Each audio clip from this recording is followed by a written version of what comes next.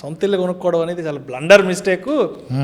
Life long చేసిన savings అని ఒక్కసారి సొంత ఇల్లు కొన్నామంటే మొత్తం హుష్పటాకు హ్యాపీగా రెంట్ ఇంట్లో ఉండడమే ఉత్తమం అని కొంతమంది చెప్తుంటారు. సో అంటే ఇలాంటప్పుడు కరెక్ట్గా అంటే మనం దేన్ని సమర్థించుకోవాలో అర్థం కాదు సార్. అదేదో అంటారు, ఏదో సొంత ఇల్లు కొన్నాడు ఫూల్స్ అని ఏదో సామెత కూడా ఒకటి ఉంది, రెంటింట్లో ఉండేవాడు ఏదో టాలెంటెడ్ అనేది ఇంగ్లీష్ సామెత, ఒక ప్రావెర్బ్ కూడా ఉంది కదా. మరి దాన్ని ఎలా తీసుకోవచ్చు ఇక్కడ? చెప్తాను. ఇది చెప్పుకోవడం చాలా బాగుంటుంది. ఆ సొంత ఇల్లు కొనే డబ్బులు మ్యూచువల్ ఫండ్ ఇన్వెస్ట్ చేస్తే కూడా చాలా పెరుగుద్ది, చాలా బాగుంటుంది. ఒక విషయం చెప్తానండి, లాస్ట్ వీక్ సమ్ టైమ్ ఒక 10-15 days బ్యాక్ ఒక ఎన్ఆర్ఐతో మాట్లాడుతుంది. యూఎస్లో ఉంటారు, ప్రకాశంలో ఎక్కడో. వాళ్ళ పేరెంట్స్ గత 16 ఏళ్ళకి ఒక ఇంట్లో రెండుకుంటున్నారు. 16 సంవత్సరాలు ఒక ఇంట్లో రెండుకుంటున్నారు. ఆ ఇల్లు వాళ్ళకి నచ్చింది, అక్కడ ఫ్రెండ్స్ అంతా ఉంటారు కదా, ఇంకెక్కడికి వెళ్ళదలుచుకోలే వాళ్ళు కూడా వానర్స్ అక్కడ ఉన్నారు, అంతా బాగుంది. వీళ్ళ ఫాదర్కి ఒక 1.5 year బ్యాక్ బ్రెయిన్ స్ట్రోక్ వచ్చింది, పారాలసిస్ వచ్చింది, రికవరు, మళ్ళీ సిక్కు, బెడ్, వీల్ చైర్ అలా ఉన్నాడు. ఇప్పుడు కూడా అలాగే ఉన్నాడు మనిషి. ఇప్పుడు వాళ్ళు సమ్ రీజన్కి వాళ్ళ అల్లుడు ఎవరో ఆ ఇల్లు తీసేసుకున్నాడు, వాళ్ళు రెనోవేట్ చేయాలి, వెకేట్ చేయమని చెప్పారు. సరే ఏముంది, రెండుకి వెళ్ళిపోవచ్చు కదా అనుకున్నారు. అతనుకున్న ఫ్రెండ్స్లో కూడా ఎవరు ఆ పరిస్థితులు ఇల్లు ఇవ్వట్లా.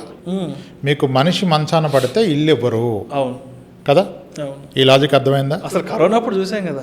ఇప్పుడు ఒక వ్యక్తి వాళ్ళ కష్టార్జితం మీద ఏంటి మాస్టర్స్ గీస్తే చేపించి పంపిస్తే మరి ఎందుకు ఇల్లు కొన్న ఆలోచన రాలేదో నాకు తెలియదు. ఓకే, ఈరోజు అది ఎంత తల తీసినంత పనే. ఈ కేసు పక్కన పెట్టండి. ఇప్పుడు ఇదే ఒక వ్యక్తి ఐటీ ఎంప్లాయీ ఉన్నాడు హైదరాబాద్లో, ఇతనికి ఒక 40 ఏళ్ళు వచ్చింది, పేరెంట్స్కి 65 ఏళ్ళు వచ్చినాయి, పేరెంట్స్కి మేజర్ హెల్త్ ఇష్యూ వచ్చింది, అది టర్మినల్ ఇష్యూ అనుకోండి.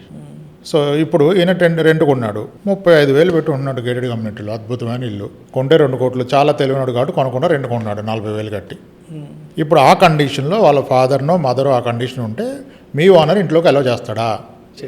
మానవత్వం ఉంటే చేయాలంటారు, కానీ అదే ఇంటి ఓనర్ అయితే ఇటు చేయడు కదా.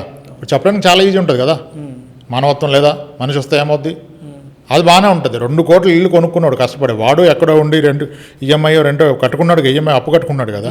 ఇప్పుడు నీ ఇంట్లో లాస్ట్ స్టేజ్లో ఉన్న వ్యక్తిని రావడానికి మనం ఒప్పుకుంటామా? లేదు. అంటే ఓనర్గా ఉన్నప్పుడు అది ఒప్పుకోం, కానీ టెంట్గా ఉన్నప్పుడు వీడే మనిషి అంటాం, ఓనర్గా ఉంటే ఒప్పుకోం. అది కదా ఆలోచించాలి. అంటే ఇంత బ్రతికి నీకంటూ ఒక సొంత ఇల్లు లేకపోతే నీ పేరెంట్స్ లాస్ట్ స్టేజ్లో నీ దగ్గర ఉంచుకోలేవు నువ్వు. Exactly sir. మళ్ళీ వాళ్ళని ఊరు పంపించి టెన్షన్ పడి ఆ టైంకి తీసుకొచ్చి డాక్టర్ని చూపించి నువ్వు వెళ్ళి, ఇప్పుడు నువ్వు జాబ్ వదిలేసి అక్కడ ఉండలేవు కదా, ఇక్కడ ఉంటే పోయిందాక నీ దగ్గర ఉంచుకుంటే నీ చేతుల్లో పోతే కూడా నీకు అదొక సాటిస్ఫాక్షన్, నువ్వు చూసుకుంటావు లాస్ట్ స్టేజ్లో.